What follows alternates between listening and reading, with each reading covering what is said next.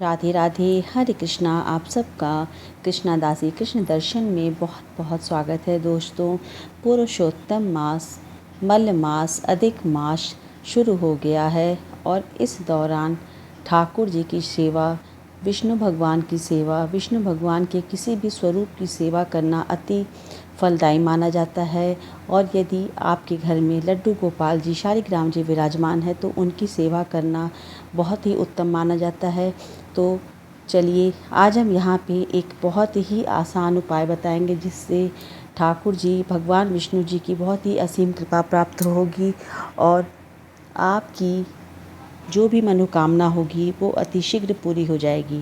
तो यहाँ देखिए मैंने एक पात्र ले लिया है, इसमें स्वास्तिक चंदन से बना लिए हैं, कुछ फूल की पंखुड़ियाँ और तुलसी दल मंजरी के साथ। ये एक बहुत अचूक उपाय है। मंजरी के साथ तुलसी दल यहाँ पे हम रखेंगे। जो लोटे का जल रहेगा स्नान कराने के लिए उसमें भी कुछ मंजरियाँ डाल देंगे। ये बहुत ही सुंदर उपाय है इच्छा पूर्ति के लिए। आप इस उपाय को पूरे मलमास में कर सकते हैं। इससे स्नान कराएंगे, पहले गंगा जल से स्नान कराएं। ओम नमो भगवते वासुदेवाय नमः का मंत्र जाप करते रहें। इस तरह से स्नान कराएं। लड्डू गोपाल जी की सेवा बहुत शुभ माना जाता है। दक्षिणावर्ती शंख में गाय के कच्चे दूध से उसमें तुलसी की मंजरियाँ डाल के आप स्नान कराएं। दक्षिणावर्ती शंख से स्नान कराने से माता लक्ष्मी प्रसन्न होती हैं और माता लक्ष्मी की विशेष कृपा प्राप्त होती है। तो ये दो उपाय मैंने आपको बताया कि एक तो तुलसी की मंजरियों से स्नान कराएं। अब ये सुगंधित द्रव्य से स्नान कराएं। इसमें शुद्ध जल है, चंदन है और इत्र है, गुलाब जल मिला के सुगंधित द्रव्य से ज़रूर स्नान कराएं। इससे शुक्र ग्रह बहुत मजबूत होता है और सांसारिक सुख सुविधाएं आपके जीवन में भरपूर मात्रा में रहती हैं। जब तक आप इस लोक में रहते हैं आपके पास किसी भी चीज़ की कमी नहीं रहती है। तो ये देखिए 3 उपाय हम लोग स्नान कराते कराते बात कर लिए हैं। तो इस तरह से पुरुषोत्तम मास में अधिक मास में लड्डू गोपाल जी की सेवा कराएं। लड्डू गोपाल जी की सेवा बहुत ही शुभ फलदायी मानी जाती है। पुरुषोत्तम मास में लड्डू गोपाल जी बाल स्वरूप हैं भगवान कृष्ण की और भगवान कृष्ण ने ही मलमास को पुरुषोत्तम नाम दिया था। ये मैंने अपने पिछले वीडियो में आपको इस बात का ज़िक्र किया है और अपनी वीडियो में पूरी कहानी बताई है कि कैसे मलमास को पुरुषोत्तम मास का नाम दिया गया है, कैसे उसको पवित्र महीना बनाया गया है और ये सब भगवान कृष्ण के माध्यम से हुआ है। तो इसलिए इस महीने में भगवान कृष्ण के स्वरूप की पूजा करना अति शुभ फलदायी माना जाता है। तो इस तरह से तुलसी के मंजरियों से स्नान कराएं।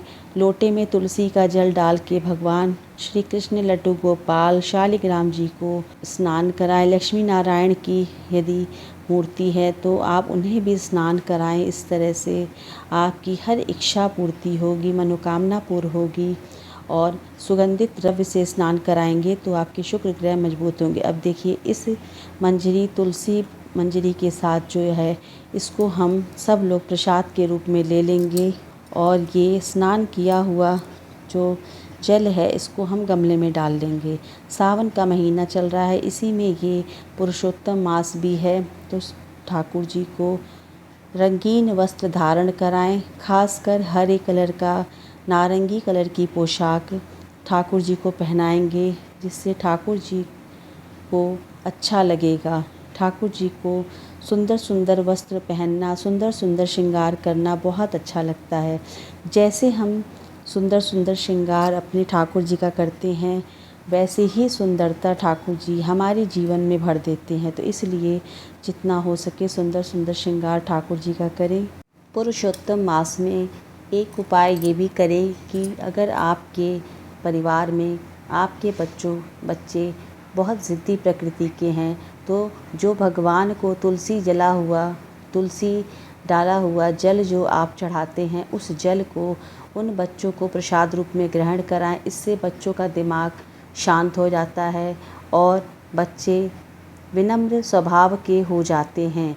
और एक उपाय ये भी है कि जो हम जल लोटे में तुलसी की मंजरी और तुलसी के पत्ते डाल के भगवान को भोग लगाते हैं, उसको प्रसाद रूप में सबको ग्रहण कर लेना चाहिए। किसी भी रूप में ग्रहण कर लें। खाना बनाते समय उस जल को, खाना बनाते समय चाहे तो आप अगर दाल बना रहे हैं, चावल बना रहे हैं, तो उस जल को आप उसी में मिला लें। जल को फेंकना नहीं चाहिए। इस मास में दक्षिणावर्ती शंख की पूजा करने से माँ लक्ष्मी की विशेष कृपा भी प्राप्त होती है। तो इस तरह से पूजन करें। देखिए हमारे लड्डू गोपाल जी भी तैयार हो गए हैं। कितने सुंदर लग रहे हैं, बहुत प्यारे लग रहे हैं। हरे रंग के पोशाक में बहुत ही सुंदर लग रहे हैं और हरे रंग का ही श्रृंगार भी इनका करेंगे। बहुत ज़्यादा गर्मी का मौसम है, हल्का श्रृंगार करेंगे, बहुत ज़्यादा श्रृंगार नहीं करेंगे। ठाकुर जी का, अपने ठाकुर जी का श्रृंगार किया जाता है, सुंदर से भाव से श्रृंगार करें। इत्र सेवा ज़रूर करें। स्नान कराने के बाद ठाकुर जी को इत्र सेवा करें, चंदन लगाएं, पुष्प सेवा करें, भोग सेवा करें। भोग में ठाकुर जी को माखन मिश्री का भोग लगाएं। जो भी फल फूल आपके पास है उसका भोग लगाएं। दूध ज़रूर पिलाएं। एक बात का ध्यान रखें, जब दूध से स्नान कराते हैं तो गाय के कच्चे दूध से स्नान कराएं, लेकिन जब भोग लगाते हैं तो उस दूध को गर्म करके हल्का ठंडा कर लें और उसमें मिश्री डाल के तुलसी दल अवश्य डालें। इस तरह से दूध का भोग लगाया जाता है। पंचमेवा का भोग लगाएं। घर पे आप दूध से बनी हुई कोई भी भोग लगाएं, चाहे सेवई का, खीर का, मीठा भोग लगाएं। ठाकुर जी को मीठा बहुत पसंद है, क्योंकि सबको पता है ठाकुर जी को 56 भोग चढ़ाया जाता है। तो 56 भोग तो डेली पॉसिबल नहीं है, इसलिए जो भी हम से बन पड़ता है प्रतिदिन ठाकुर जी की सेवा करें। इस पुरुषोत्तम मास के दौरान लड्डू गोपाल जी की जितनी सेवा हो सके डेली करें। तुलसी सेवा ज़रूर करें। हो सके तो तुलसी जी के 108 पत्ते ओम नमो भगवते वासुदेवाय नमः का जाप करते हुए ज़रूर चढ़ाएं, या फिर लड्डू गोपाल जी के 108 नाम लेते हुए एक एक तुलसी का पत्ता चढ़ाएं। विष्णु सहस्त्र नाम का जाप करते हुए एक एक तुलसी दल भगवान लड्डू गोपाल जी को अर्पित करें। तो इस तरह से सेवा करें। बहुत ही साधारण तरीके से ये सब सेवा मैं बता रही हूँ। इससे पूरे पुरुषोत्तम मास में आप सेवा करेंगे तो यकीन मानिए आपकी जो भी इच्छाएं हैं वो शीघ्र पूरी होंगी और भगवान कृष्ण समस्त इच्छाओं की पूर्ति बहुत जल्द ही भगवान कृष्ण की कृपा से प्राप्त होती है। तो इस तरह से देखिए हमने भोग लगा दिया है, मिठाई का भोग लगा दिए हैं, पंचमेवा का भोग लगाए हैं, ठाकुर जी को मंजरी के साथ तुलसी दल अर्पित भी कर दिए हैं, चढ़ा दिए हैं, क्योंकि ठाकुर जी को तुलसी दल बहुत पसंद है। ये पानी रख दिए हैं पीने के लिए, इसमें भी मंजरी तुलसी दल के साथ डाल दिए हैं। ये फल का भोग लगा दे रहे हैं ठाकुर जी को अपने। तो इस तरह से भोग सेवा करें, सेवा प्रतिदिन करें। तो इसलिए वो सिंपल तरीके से प्रेम भाव से करें, क्योंकि मंदिर में बहुत विशेष तरीके से सेवा होती है, वैसी सेवा हम घर पे नहीं कर सकते हैं। तो इसलिए घर पे बहुत सरल तरीके से आप ठाकुर जी की सेवा करें। यकीन मानिए सरल भाव से, प्रेम भाव से, भक्ति भाव से की गई सेवा से हमारे प्यारे से बाल स्वरूप लड्डू गोपाल अति शीघ्र प्रसन्न होते हैं और मन की संपूर्ण इच्छाओं की पूर्ति करते हैं। क्या होता है, हमारे मन में संतोष भर देते हैं, और जहाँ हमारा मन संतोष से भर जाता है तो थोड़े से में ही हमें आनंद की अनुभूति होने लगती है। तो इसीलिए कहा जाता है कि जितना हो सके ठाकुर जी की सेवा करिए, तुलसी जी की सेवा करिए। पुरुषोत्तम मास में तुलसी सेवा बहुत ही ज़्यादा शुभकारी माना जाता है। दीपदान कीजिए, तुलसी माता के नामों का जाप कीजिए। तो इस तरह से देखिए सेवा कीजिए। दूध का भोग लगा देंगे, ठाकुर जी लड्डू गोपाल जी छोटे से बाल स्वरूप हैं, बच्चे हैं प्यारे से, तो इन्हें दूध तो ज़रूर पिलाना चाहिए। इस तरह से दूध पिलाएं ठाकुर जी को। अगर आपको लड्डू गोपाल जी के 108 नाम याद नहीं है तो कोई बात नहीं, आप 108 तुलसी जी के पत्ते ले लें और ओम नमो भगवते वासुदेवाय नमः का जाप करते हुए एक एक तुलसी दल लड्डू गोपाल जी पे चढ़ाते जाएं। ये बहुत ही शुभकारी और पुण्यकारी माना जाता है। इससे अनंत गुना फल की प्राप्ति होती है। जानते हैं, तुलसी दल चढ़ाने से कईयों अश्वमेध यज्ञ के बराबर फल मिलता है और अक्षय फल की प्राप्ति होती है। कहा जाता है कि एक तुलसी दल चढ़ाने से 56 भोग के बराबर का फल प्राप्त होता है। तो इसलिए इस तरह से पुरुषोत्तम मास में ठाकुर जी की सेवा करें, शालिग्राम जी की सेवा करें, लक्ष्मी नारायण भगवान विष्णु की सेवा करें। और महीना कोई भी रहे, चाहे पुरुषोत्तम मास हो, चाहे कोई भी महीना रहे, कार्तिक का महीना रहे, ज्येष्ठ का महीना रहे, लड्डू गोपाल जी की सेवा ज़रूर करनी चाहिए। इससे घर में खुशहाली रहती है, घर का वातावरण बहुत ही शांत और सुंदर रहता है। और लड्डू गोपाल जी की सेवा करने से घर का वास्तु दोष भी दूर होता है, क्योंकि ठाकुर जी हमेशा मोर पंख धारण करते हैं और शास्त्रों में बताया गया है कि जहाँ पे मोर पंख रहते हैं वहाँ तो वैसे ही वास्तु दोष कभी नहीं लगता है। तो बताइए, जहाँ पे साक्षात हमारे ठाकुर जी विराजमान हैं वहाँ पे कोई भी कमी, किसी चीज़ की कमी, कोई भी भौतिक सुख सुविधाएं कैसे नहीं रहेंगी। इस तरह से भोग सेवा कर लिए ठाकुर जी को। फिर इसके बाद हम दूध पिलाएंगे बारी बारी से, बड़े प्रेम भाव से मन लगा के ठाकुर जी की सेवा करें। जितना प्रेम से सेवा करेंगे उतना ही प्रेम की अनुभूति आपको ठाकुर जी की तरफ से भी मिलेगी। पुष्प सेवा करें ठाकुर जी को। फूलों की सेवा, रंग बिरंगे फूलों की सेवा बहुत अच्छी लगती है, क्योंकि ठाकुर जी बच्चे हैं, उन्हें रंग बिरंगी चीज़ें बहुत पसंद हैं। अब हम आरती गा लेंगे।